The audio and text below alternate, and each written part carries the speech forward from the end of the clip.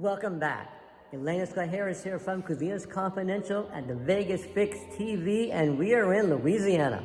Yes, we are, and we're at the Homus House and Gardens, which is a real ode to the antebellum age. It's actually called the Great River Road, where back in the day there were many, many different plantations. And you have to remember that was the way the agrarian society ran their businesses, were through these plantations. So this was actually one that one owner, Kevin Kelly, has restored the gardens, the property, so that people can come and do a tour of the property, but also he's got luxury cabins now, so he's turned it into a place of relaxation, a resort, and a place just to come and just chill out and have a beautiful meal. He's got a Forbes 5-star restaurant on property, Les Tilles, and a gorgeous other restaurants, a wonderful bar called the Turtle Bar, a beautiful hall to eat in, delightfully It's brilliantly decorated, unbelievable, called the Carriage House. And now he's built the Great River Road Museum, along with Jim Blanchard, artist, who has put this all together, and it is absolutely fascinating. The grand opening will be next year, but we've had a sneak peek of what is in here, and it is absolutely fascinating. When you enter the museum, it basically takes you through the history of New Orleans and this whole area. You start with the very creation, the actual marking on the streets, the Louisiana Purchase. There you go, that goes way back. Then about how Mardi Gras got started. And you go through this brilliant journey. You're surrounded by all these plantations, the history of these plantations, including the one Homus House used to be a Homus plantation. And then you go through the sugar information about how the plantations work. It is a theme, because this was where the sugar cane industry was.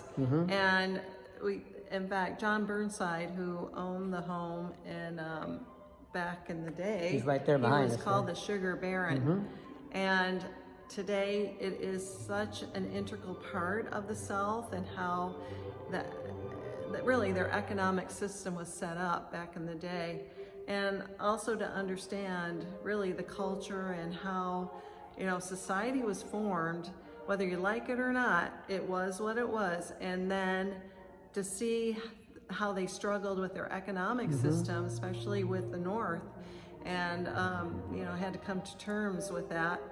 But it is a preservation of a society and of our country. Right.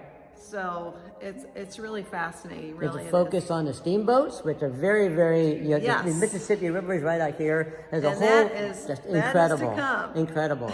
That's coming.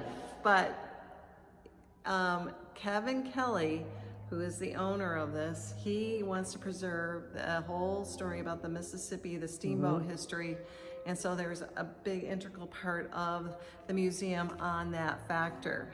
And you travel through time, basically. After the plantation displays, you get into the agriculture, like Elaine was saying. Then you get into the fashion and what they were wearing. And then you get into the Civil War and the differences and the way that it started, the perceptions. There were slave owners of color that owned acres of sugar land as well.